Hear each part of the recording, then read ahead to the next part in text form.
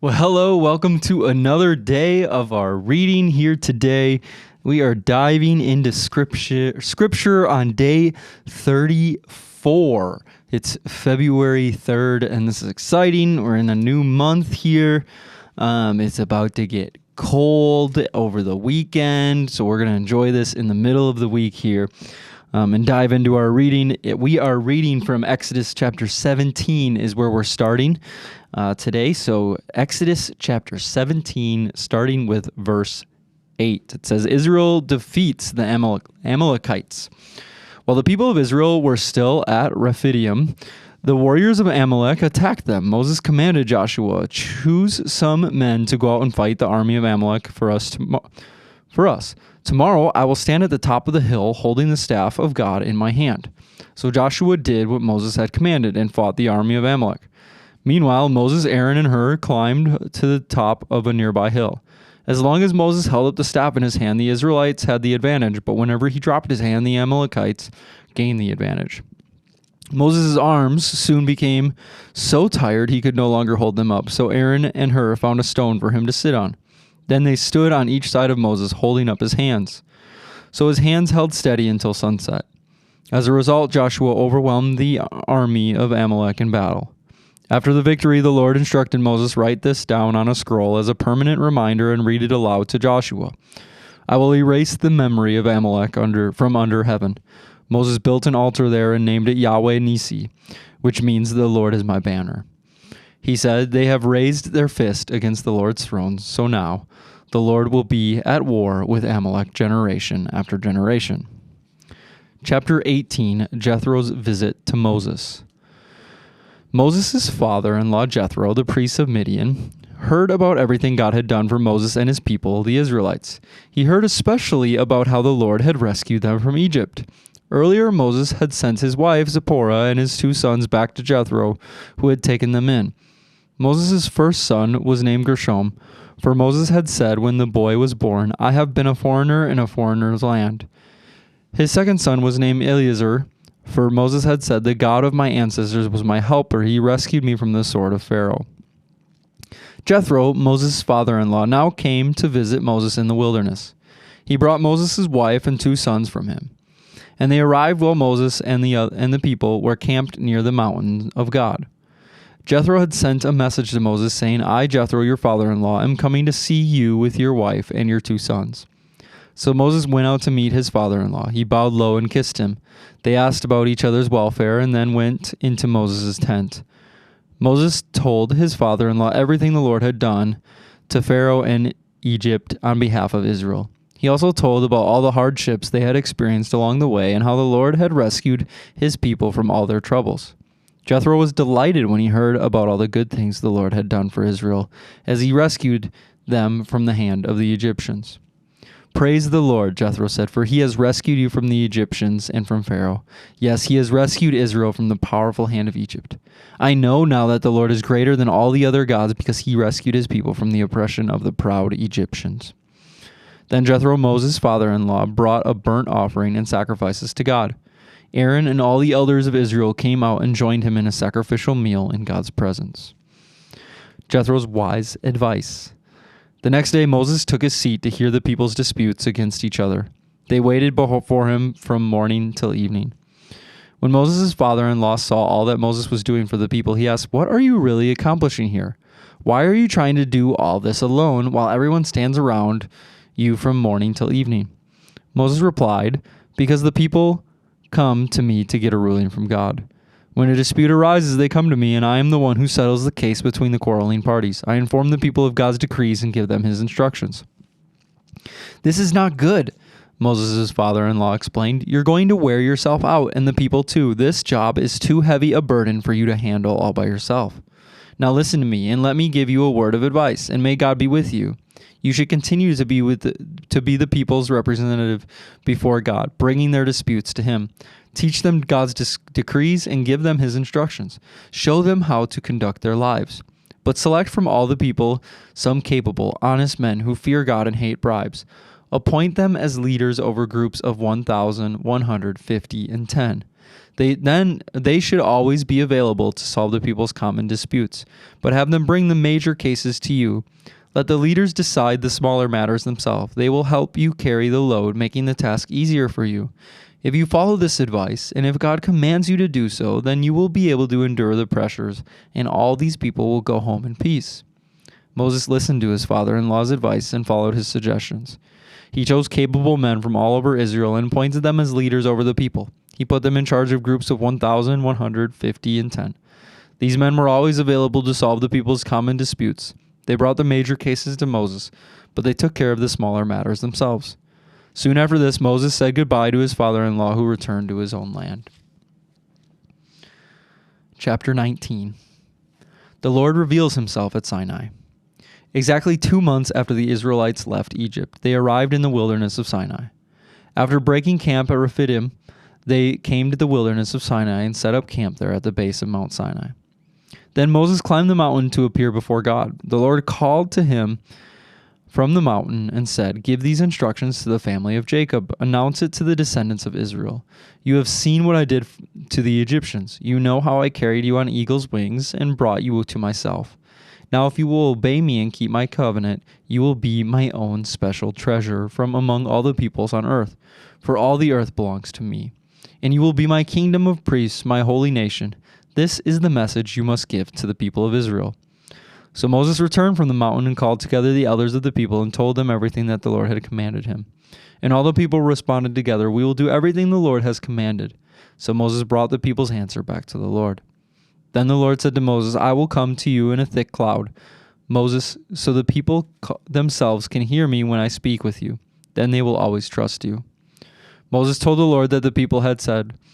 Then the Lord told Moses, "Go down and prepare the people for my arrival. Consecrate them today and tomorrow and have them wash their clothing. Be sure they are ready on the third day, for on that day the Lord will come down on Mount Sinai as all the people watch. Mark off a boundary all around the mountain. Warn people, be careful, do not go up the mountain or even touch its boundaries. Anyone who touches the mountain will certainly be put to death. No hand may touch the person or animal that crosses the boundary. Instead, stone them or shoot them with arrows. They must be put to death. However, when the ram's horn sounds a long blast, then the people may go up on the mountain." So Moses went down to the people. He consecrated them for worship, and they washed their clothes. He told them, "Get ready for the third day, and until then, abstain from having sexual intercourse." Alrighty, that's our reading from Exodus. And, I don't recall how many times we've heard this already, but as we move forward, you're going to continue to hear the Israelites say, "We will do everything the Lord has commanded." And, a lot of times we get discouraged when we say, "Lord, I will never do it again. I will never, never, never." But then we end up doing it again. And we get really discouraged, but if we can learn something from the Israelites, is they made a lot of mistakes, and the Lord still loved them and provided for them. So he still loves you. Okay, Matthew chapter 22. We're picking up in verse 34. Matthew 22, verse 34, the most important commandment. But when the Pharisees heard that he had silenced the Sadducees with his reply, they met together to question him again. One of them, an expert in religious law, tried to trap him with this question. "Teacher, what is the most important commandment in the law of Moses?"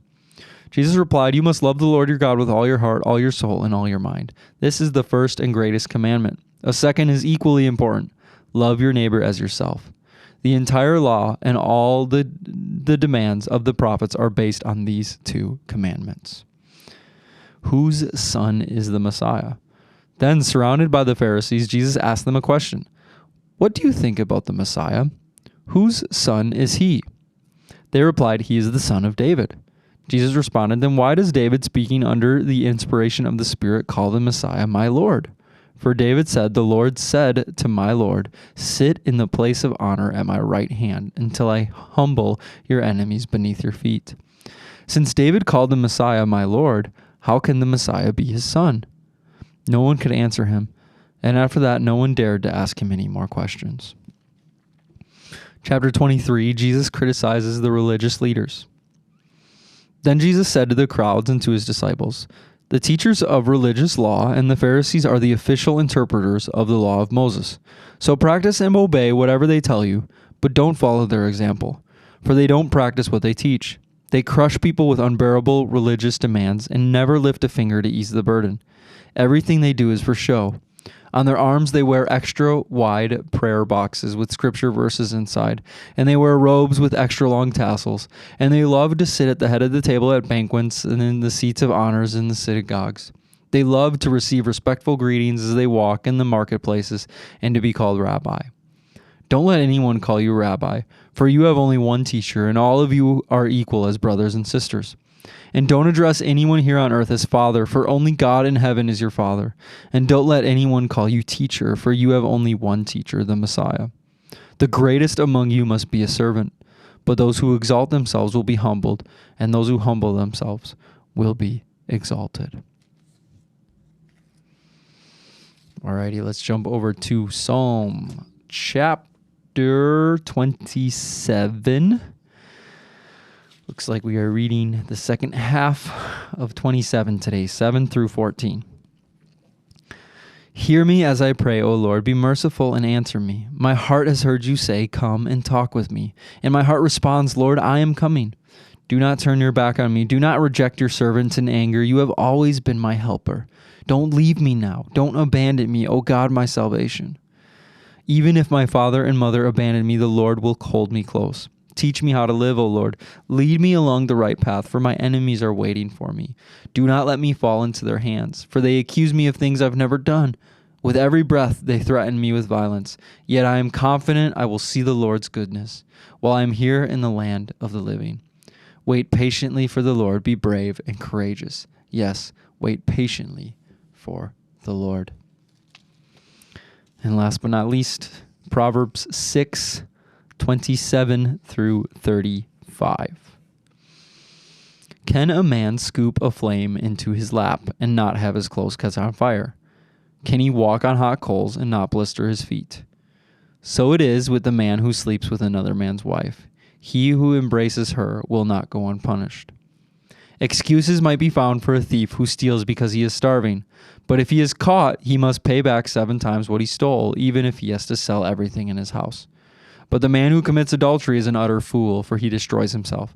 He will be wounded and disgraced. His shame will never be erased. For the woman's jealous husband will be furious, and he will show no mercy when he takes revenge. He will accept no compensation, nor be satisfied with a payoff of any size." All right, that's our Bible reading for today, and let's finish it off here with Oswald Chambers for February 3rd.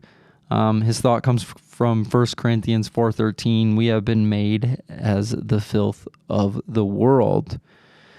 So, February 3rd, becoming the filth of the world. You can refuse to let God count you as one who is separated to the gospel. Or you can say, "I don't care if I am treated like the filth of the world, as long as the gospel is proclaimed." A true servant of Jesus Christ is one who is willing to experience martyrdom for the reality of the gospel of God.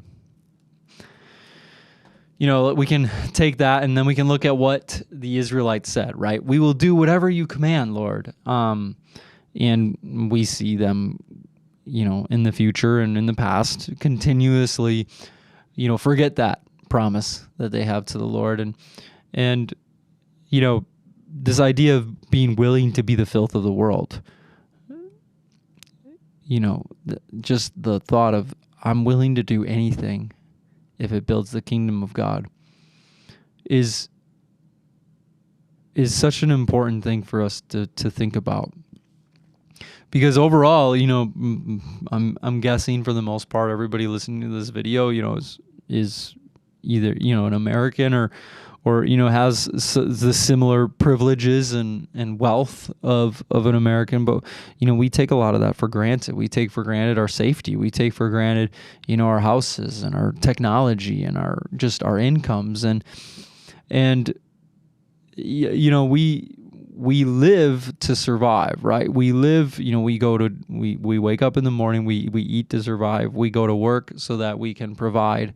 And we just go through these motions, and we can miss the point of life. It's, if you ask somebody, and maybe you can do this right now, ask yourself, what if you look at my calendar and if you look at my bank account, what do I live for? Right? Those are two, what do you spend time doing? That's a good sign of what you live for. And what do you spend your money on? That's a great sign to say, like, okay, these are the most important things. And for the most part, most people would probably say something along the lines of family. They live to provide for their family. They live to have security for their family.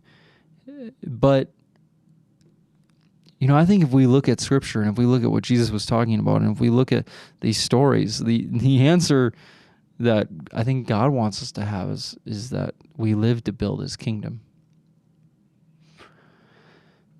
And,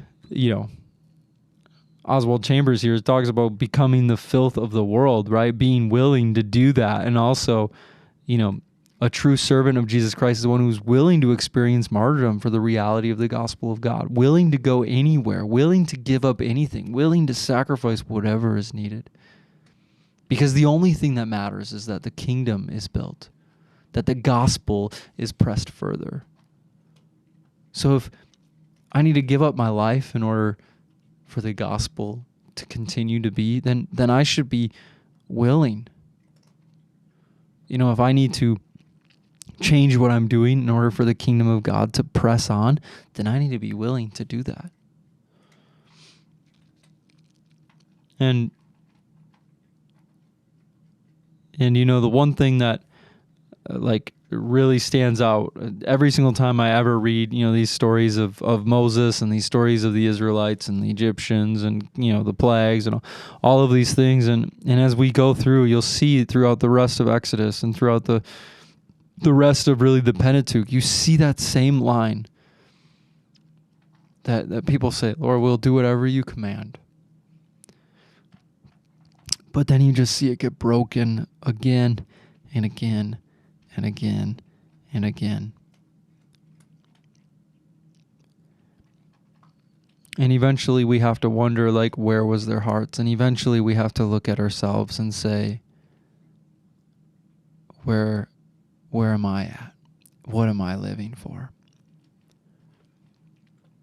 And my prayer for me, my prayer for my family, my prayer for my children is that we will live with abandon, live with everything possible, live in such a way that our main goal is to build the kingdom of God. Whatever the cost, that's our heart. To share the gospel, to proclaim the good news to any and all. And that's my prayer for anybody watching this video, that they'll be touched by who God is, and they'll want to go. And not just sit in our comfort, but to go into the world and to be willing to become whatever we need to.